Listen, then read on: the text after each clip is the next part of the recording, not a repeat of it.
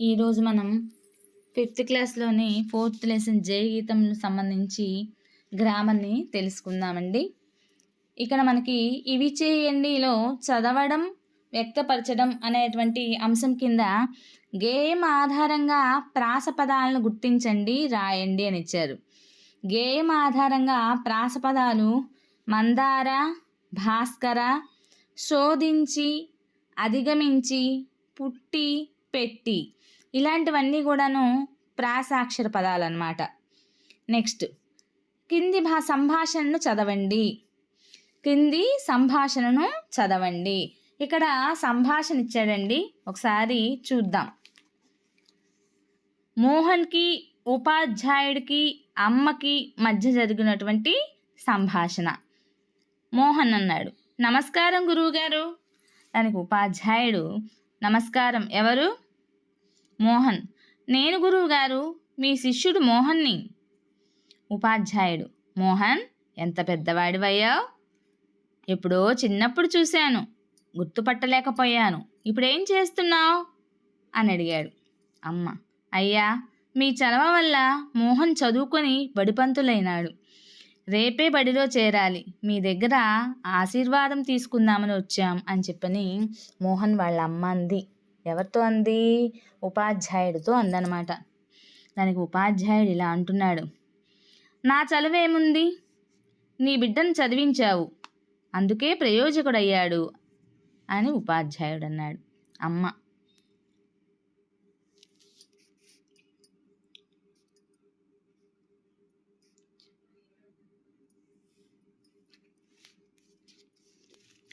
అంది అమ్మ. అమ్మ, ఆ రోజు చదువుకుంటే ఏమొస్తుందిలే అనుకొని మోహన్ని చేపల వేటకు తీసుకువెళ్దామనుకున్నాను. అలా అని తీసుకొని వెళ్ళేవాళ్ళం కూడాను. ఉపాధ్యాయుడు, అవును, మోహన్ బడికి రాకపోతే నా మనసు ఊరుకునేదే కాదు. అమ్మ, అవునయ్యా, మీరు మా ఇంటికి ఎన్నిసార్లు వచ్చేవారో, ఎంతగా బతిమాలేవారో.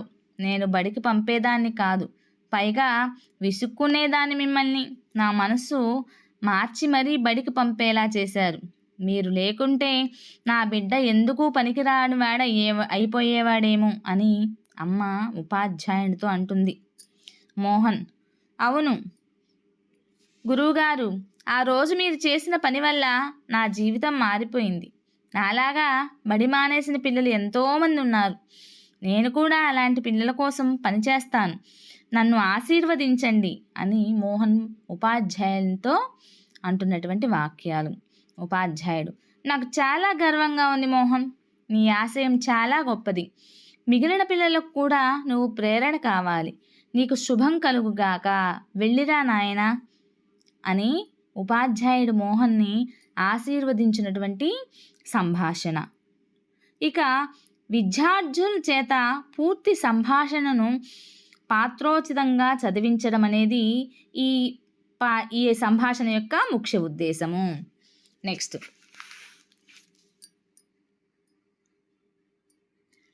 ఇక్కడ చూడండి, ఈ వాక్యాలు చదవండి, సంభాషణ ఆధారంగా ఎవరితో అన్నారో రాయండి అని కింద సంభాషణకు సంబంధించినటువంటి ప్రశ్నలు ఇచ్చారు. నేను గురువుగారు అని ఎవరన్నారు? మోహను ఉపాధ్యాయునితో అన్నాడు, నేను గురువుగారు, నమస్కారం అండి అనని.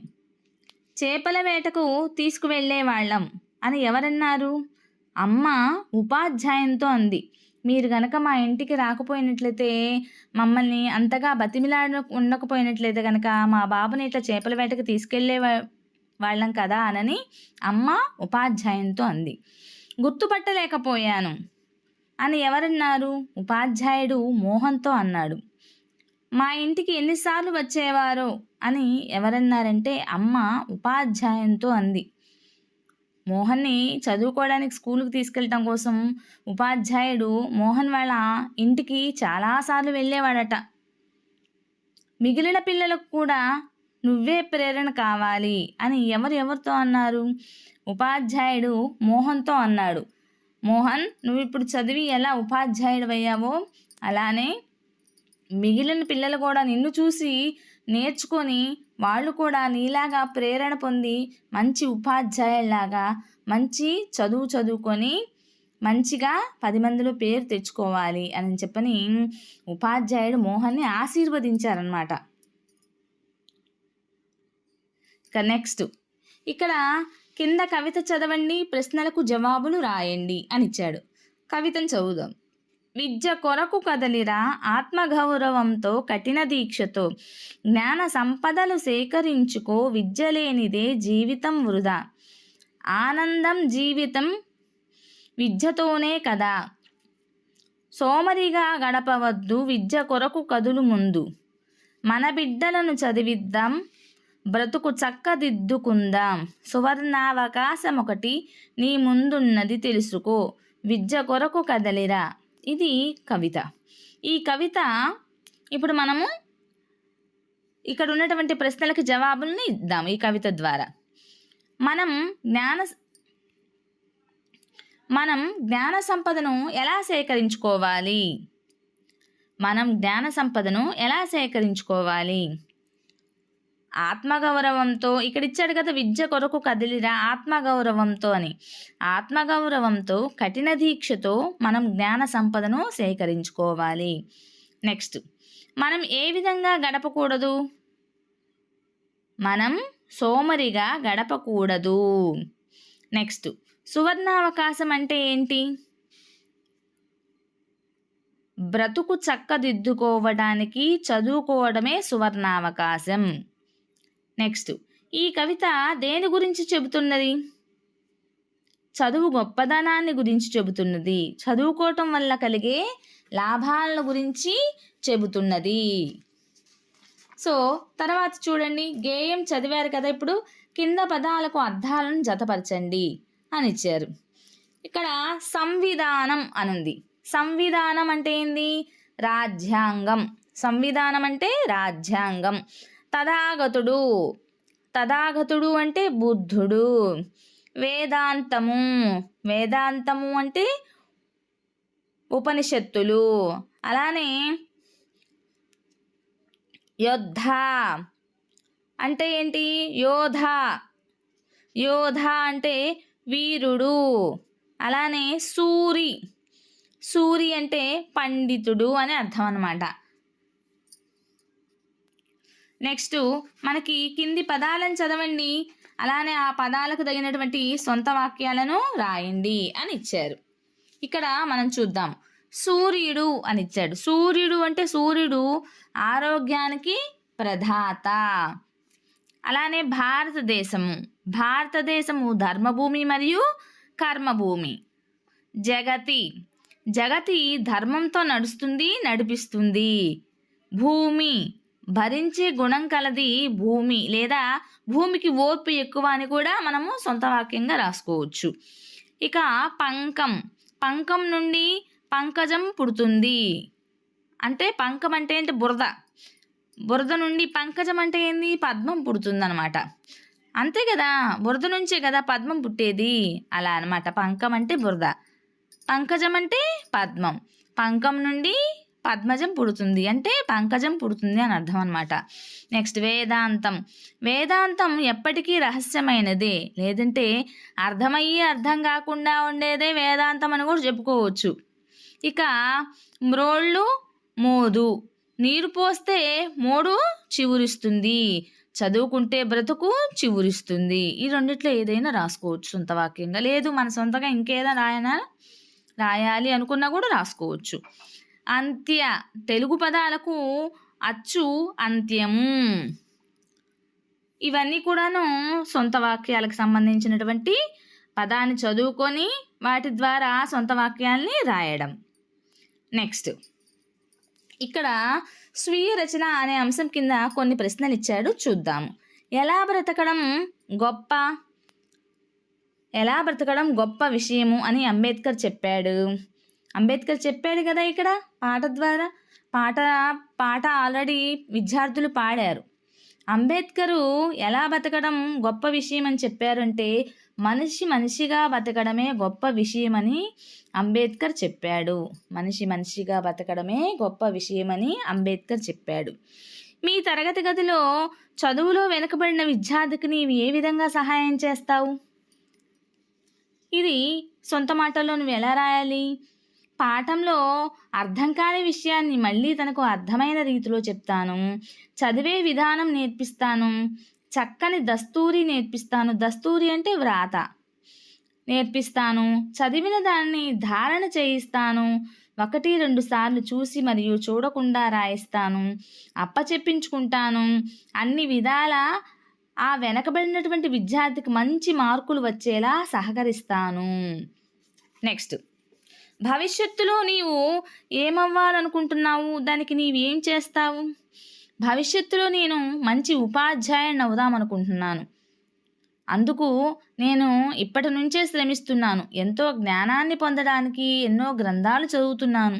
ముందుగా మా టీచరు, మాస్టర్ గారిని అనుసరిస్తాను. వారి సూచనలు, సలహాలను పాటిస్తాను. ఈ విధంగా ఎంతోమంది భావి భారత పౌరులను తీర్చిదిద్దే గురువునవుతాను. నెక్స్ట్, అంబేద్కర్ గురించి ఏదైనా 2 వాక్యాలను వివరించండి. భారత రాజ్యాంగ నిర్మాత అంబేద్కర్. దళిత జనులను ఉద్ధరించినటువంటి సూర్యుడు. భూమి మీద సమస్త పీడిత జనుల దుఃఖాన్ని పోగొట్టి శాంతిని ప్రసాదించినటువంటి బుద్ధిని వంటివాడు అంబేద్కర్. అస్పృశ్యతను రూపుమాపినవాడు. మనిషి మనిషిగా బ్రతకాలని బోధించినటువంటి కారణ జన్ముడు అంబేద్కర్. నెక్స్ట్, బాలకార్మిక నిర్మూలనకు నినాదాలను తయారు చేయండి. సృజనాత్మకత అంశం కింద బాలకార్మిక నిర్మూలనకు నినాదాలను తయారు చేయండి. మనకు తెలిసిన నినాదాలు ఆల్రెడీ మనకి స్కూల్లో కొన్ని స్లోగన్స్ ఉంటాయి కాబట్టి, ఆల్రెడీ తెలిసినవే ఉంటాయి కాబట్టి ఒకసారి వాటిని మనం చూసుకుందాం. బాలకార్మికుల నినాదాలు: పిల్లలు పనిలో కాదు బడిలో ఉండాలి. 2వది, పని వద్దు బడి ముద్దు. 3, పని మానేద్దాం చదువుకుందాం.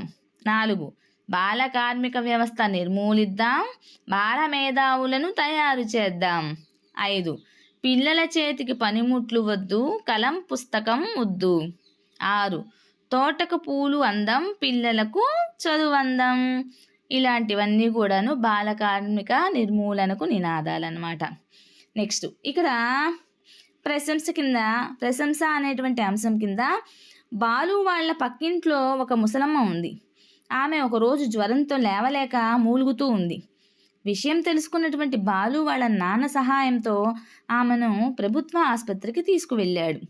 బాలుని నీవు ఎలా ప్రశంసిస్తావు? దాని గురించి మనం ఇప్పుడు తెలుసుకుందాం.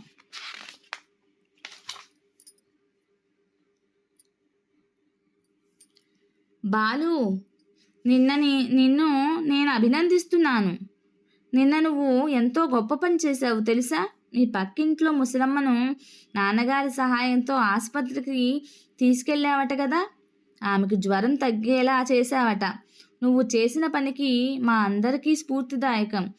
ఈరోజు తరగతి గదిలో అందరూ నీ గురించే మాట్లాడుకుంటున్నారు. నీకు అందరూ అభినందనలు చెప్తున్నారు. నీకు కూడా నా ప్రత్యేకమైనటువంటి అభినందనలు. నువ్వు ఇలాంటి మంచి పనులు చేయాలని ఆశిస్తున్నాను అని బాలుని ఈ విధంగా ప్రశంసించవచ్చు. ఇంకా మీకు ఇష్టమైనటువంటి రీతిలో ఎన్నో విధాలుగా ఎదుటి మనిషి చేసేటువంటి సహాయ సహకారాలను పొగుడుతూ విమర్శించకుండా పొగుడుతూ ఈ విధంగా మనము అభినందించవచ్చు. నెక్స్ట్, భాషాంశాలు కింద ఒక పేరా ఇచ్చారండి.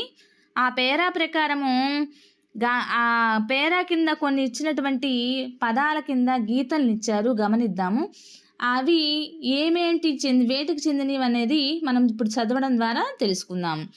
నరసింహ సంగీత పాఠశాలకు వెళ్ళాడు. అక్కడ ఒక గదిలో చిన్న పెద్ద వీణలు వరుసగా ఉన్నాయి. ఒక చోట పిల్లలు అందమైన నృత్యం చేస్తున్నారు. మరొక చోట చక్కని పిల్లన గ్రోవులు కనబడ్డాయి. ఇంకొక చోట పిల్లలు శ్రావ్యమైన పాటలు పాడుతున్నారు. మరొక చోట మృదంగం వాయిస్తున్నారు. నరసింహకు మంచి కచేరీకి వెళ్ళినటువంటి అనుభూతి కలిగింది.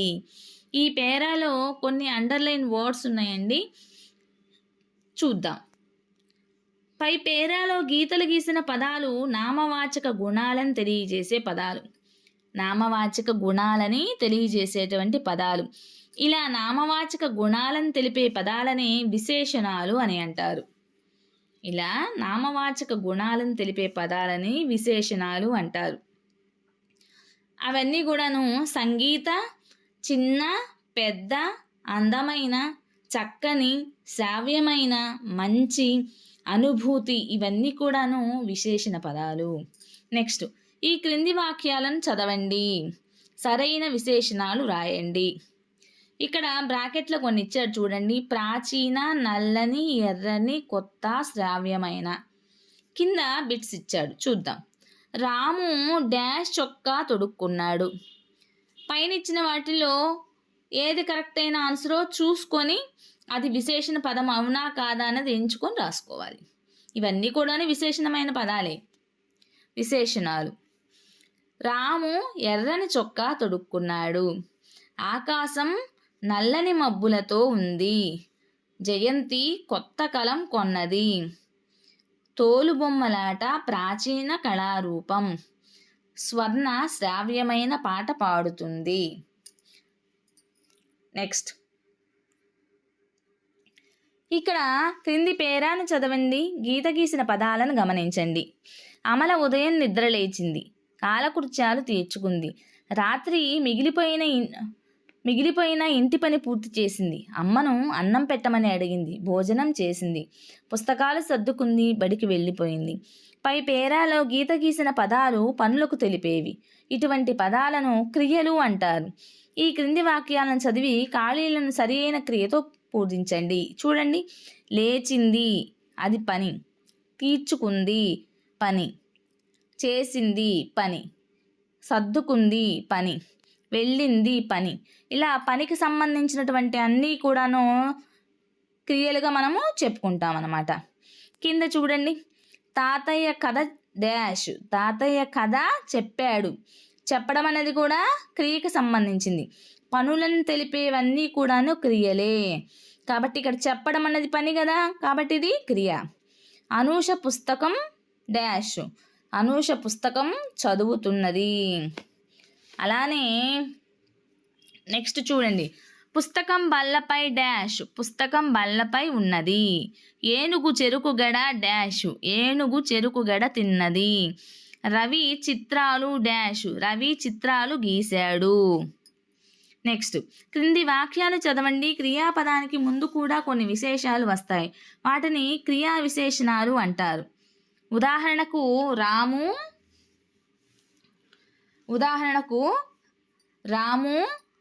పాట చక్కగా పాడాడు. రాము పాట చక్కగా పాడాడు. నెక్స్ట్, క్రింది వాక్యాల్లో క్రియాపదాలు, ఇక్కడ రాము పాట చక్కగా పాడాడన్న దానిలో క్రియా విశేషణము, క్రియాపదానికి ముందు కూడా కొన్ని విశేషణాలు వస్తాయి కదా, వాటిని క్రియా విశేషణాలు అంటారు. ఉదాహరణకి రాము చక్కగా పాట పాడాడు. ఇందులో పాడాడు అనేది క్రియ, దాని ముందు చక్కగా అనేది క్రియా విశేషణము. ఓకే కదా. నెక్స్ట్ వచ్చేసి క్రింది క్రియాపదాల ముందు ఉన్నటువంటి సరైన విశేషణ పదాన్ని చేర్చి రాయండి. చూడండి, ఇక్కడ పిక్చర్స్ ఇచ్చాడు. ఆ పిక్చర్స్ ద్వారా మనము ఆ యొక్క ఖాళీలను పూర్తి చేసి విశేషణ పదాన్ని చేర్చి రాయాలి. నిశాంత్ డాష్ పరిగెత్తాడు. నిశాంత్ వేగంగా పరిగెత్తాడు. నెక్స్ట్, సక్రు చెట్టుపైకి డాష్ ఎక్కాడు. సక్రు చెట్టుపైకి గబగబా ఎక్కాడు. నెక్స్ట్, తేజు డాష్ నాట్యం చేస్తుంది. తేజు అందంగా నాట్యం చేస్తుంది. నెక్స్ట్, గౌతమ్ డాష్ నడుస్తున్నాడు. గౌతమ్ నెమ్మదిగా నడుస్తున్నాడు. నెక్స్ట్, ధారణ చేద్దాం. ఇక్కడ ధారణ చేద్దాం కింద ఒక పద్యం ఇచ్చారు చూడండి. ఎరుకగలవారి చరితలు అంటే ఎరుకగలవారంటే ఎవరు? జ్ఞానవంతులు. జ్ఞానవంతులైనటువంటి చరిత్రలు గరచుచు సజ్జనుల గోష్ఠి గదలక ధర్మం తెలుసుకోవాలి. మంచివారి సాంగత్యంతో ధర్మం గ్రహించాలి. గరచుచు సజ్జనుల గోష్ఠి గదలక ధర్మం బెరుగుచు అంటే ధర్మం గ్రహిస్తూ నెరిగిన దానిని మరువ కనుష్ఠించునది. నెరిగిన దానిని మరువ కనుష్ఠించినది సమంజస బుద్ధిన్ తెలుసుకున్న ధర్మాన్ని మరవకుండా మంచి బుద్ధితో ఆచరించాలి. అంటే ఎరుక గలవారి చరితలు గరచుచు సజ్జనుల గోష్ఠి గదలక ధర్మం బెరుగుచు నెరిగిన దానిని మరువ కనుష్టంచునది సమంజస బుద్ధిన్. జ్ఞానవంతులు చరిత్రలు తెలుసుకోవాలి, జ్ఞానవంతుల యొక్క చరిత్రల్ని తెలుసుకోవాలి. మంచివారి సాంగత్యంతో ధర్మాన్ని గ్రహించాలి. తెలుసుకున్నటువంటి ధర్మాన్ని మరవకుండా మంచి బుద్ధితో ఆచరించాలి అని ఈ నన్నయ్య గారి యొక్క పద్యం అన్నమాట ఇది. సో టీచర్స్, మీకు కనుక ఈ వీడియో నచ్చినట్టయితే ప్లీజ్ లైక్ చేయండి, షేర్ చేయండి, సబ్స్క్రైబ్ చేయండి, అలానే సపోర్ట్ చేయండి.